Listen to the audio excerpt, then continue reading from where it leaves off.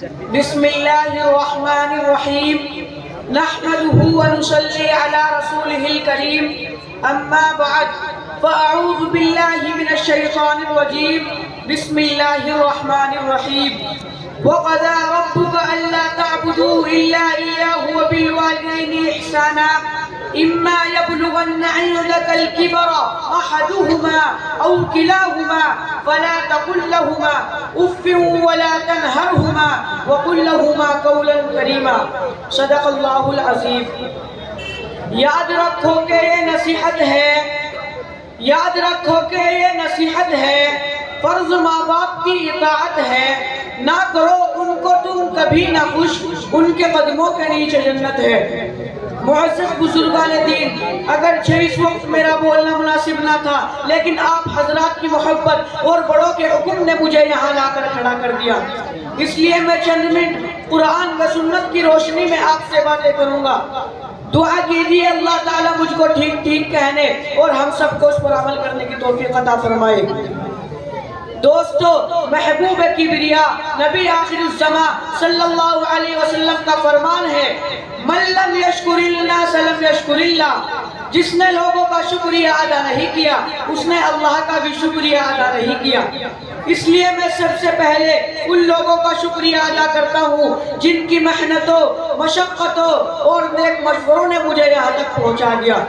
خواہ وہ لوگ والدین کی شکل میں ہو یا وہ لوگ استاد کرام بزرگان دین کی شکل میں رونما ہو، خواہ وہ لوگ منتظمین جلسہ کی شکل میں یہاں موجود ہو، میں سب کا تہہ دل سے شکر گزار ہوں. حضرات گرامی، اس وقت معاشرہ جن برائیوں اور خرابیوں میں مبتلا ہے، ہر شخص ان کے مذموم اور پراگندہ اخلاق سے دوچار ہے.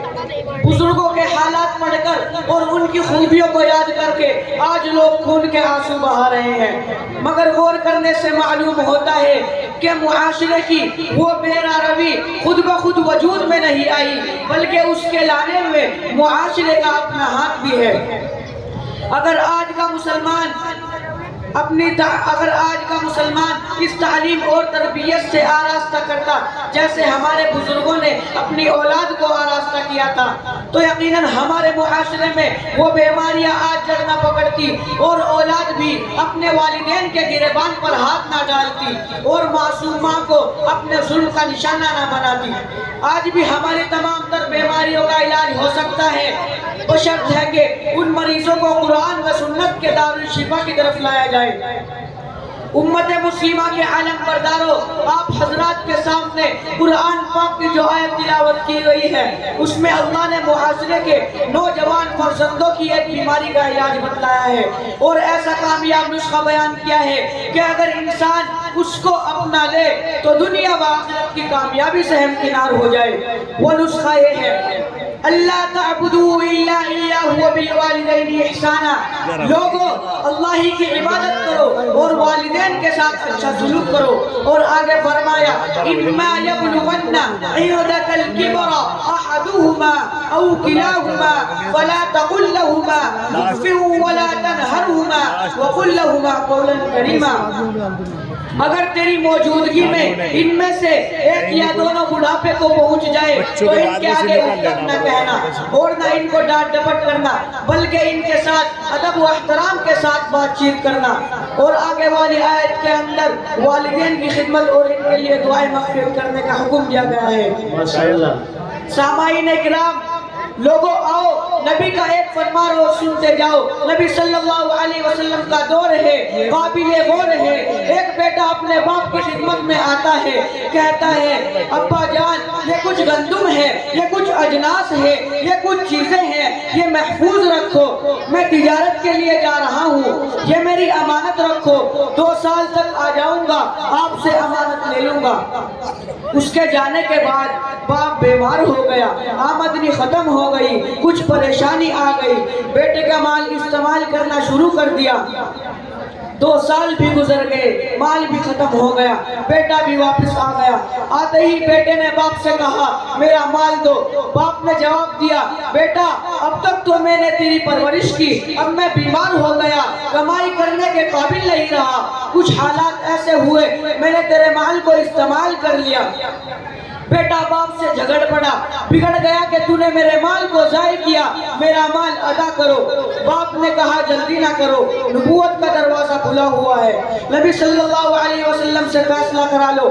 اب بیٹا حضور صلی اللہ علیہ وسلم کے دربار میں گیا، باپ نے دیکھا بیٹا دربار نبوت میں جا رہا ہے، آقا مسجد میں ہے، چاند ستاروں میں ہے، محمد پیاروں میں ہے، کعبے داروں میں ہے، جان نثاروں میں ہے، وفاداروں میں ہے، محبوب حب داروں میں ہے، نبی اپنے پیاروں میں ہے۔ سبحان اللہ، بیٹا آیا، بات مختصر کر رہا ہوں، اس کو خطابت کے انداز میں لے جا رہا ہوں۔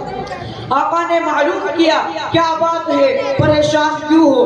لڑکے نے جواب دیا، حضرت میں نے ابا کو کچھ سامان دیا تھا، اس نے خرچ کر دیا، اب میں ابا سے مانگتا ہوں تو اس کے پاس کچھ نہیں رہا کہتا ہے۔ حضور صلی اللہ علیہ وسلم سے پوچھو، جو مصطفیٰ فیصلہ کرے مجھے منظور ہے۔ حدیث میں آتا ہے بیٹا مصطفیٰ کے پاس گیا اور باپ خدا کے پاس گیا۔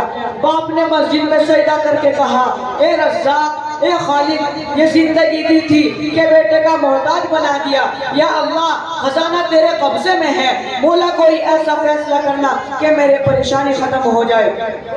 اللہ کا حکم لے کر حضرت جبریل آئے، حضرت جبریل اترتے ہیں، کہتے ہیں کہ محبوب خیال کرنا یہ بعد میں آپ کے پاس پہنچا ہے۔ بوڑھے باپ کے آنسو پہلے عرش پر پہنچ چکے ہیں، عرش والے نے مجھے بھیجا ہے کہ میرے محبوب کو کہو کہ فیصلہ ایسا کرنا کہ میرے بوڑھے سفید داڑھی والے بندے کی دل شکنی نہ ہو۔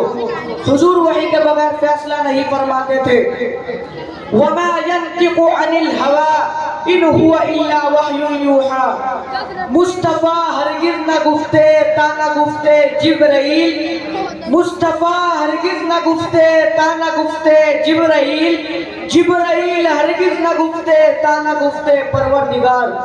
حضور صلی اللہ علیہ وسلم نے بیٹے کو کہا کہ جاؤ باپ کو لے کر آؤ۔ باپ بوڑھا تھا، آنکھیں کمزور تھی، آنسو جاری، اور بار بار کہتا، یا اللہ حضور کے دربار میں جا رہا ہوں، ذلیل نہ کرنا۔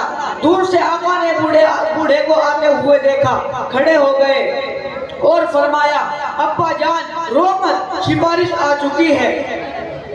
آگے بڑھ کر حضور صلی اللہ علیہ وسلم نے بوڑھے کا ہاتھ پکڑا اور فرمایا، بتاؤ ابا جان بتاؤ، بیٹا تو یہاں آیا تھا، تم کہاں گئے تھے؟ میں نے سوچا کملی والا تو شفیق ہے، شاید فیصلہ بیٹے کے حق میں فرمائے گا، نبوت کا فیصلہ تو آخری ہوتا ہے۔ حدیث میں آتا نبوت کا فیصلہ تو آخری ہوتا ہے۔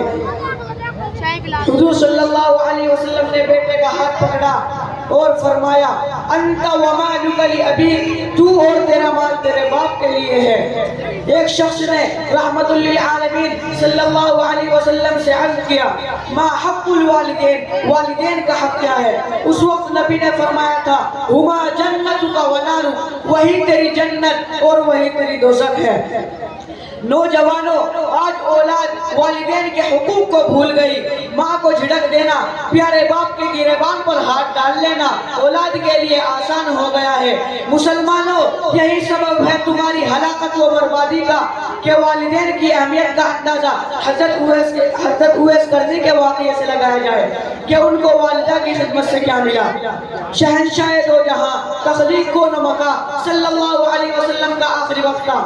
آپ نے حضرت عمر کو شہید کرتے ہوئے فرمایا کہ اویس کو میرا سلام پہنچا دینا اور میری امت کی مغفرت کی دعا کرانا۔ جب حضرت عمر رضی اللہ عنہ نے آپ صلی اللہ علیہ وسلم کا پیراہن حضرت اویس کو پیش کیا اور دعا کے لیے کہا تو حضرت اویس وہ پیراہن لے کر کچھ فاصلے پر چلے گئے اور بارگاہ ربوبیت میں التجا کی، اے رب دو جہاں، جب تک میری سفارش پر امت محمدیہ کی مغفرت نہ کر دی جائے میں سرکار دو عالم کا لباس ہرگز نہ پہنوں گا، کیونکہ تیرے نبی نے اپنی امت کو میرے حوالے کیا ہے۔ ندائے غیبی آئی، ہم نے تیری سفارش سے کچھ افراد کی مغفرت فرما دی۔ آپ نے عرض کیا پوری امت کی مغفرت فرما دی جائے۔ آخر اللہ نے آپ کی سفارش پر بنو ربیعہ اور بنو مضر کی بھیڑوں کے بالوں کے بقدر لوگوں کی مغفرت فرما دی۔ ان کو یہ مرتبہ کہاں سے ملا؟ اپنے والدہ کے قدموں سے ملا۔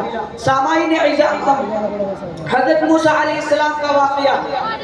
سامعین کرام، جب حضرت موسیٰ علیہ السلام مقصد شام انطاکیہ سے نکلے تو راستے میں تھک گئے۔ اللہ تعالیٰ نے ان کی طرف وحی کی کہ اس پہاڑ پر جاؤ، وہاں میرا ایک بندہ ہے، اس سے سواری طلب کرو۔ جب حضرت موسیٰ علیہ السلام وہاں گئے، اس وقت وہ بندہ خدائے نماز میں مشغول تھا۔ جب وہ نماز سے فارغ ہو گیا تو موسیٰ علیہ السلام نے کہا، یا عبداللہ انی ارید شیئا ارکبو، اے اللہ کے بندے، میں تجھ سے ایسی چیز کا سوال کرتا ہوں کہ جس کے ذریعے سے میں اپنا سفر پورا کر سکوں۔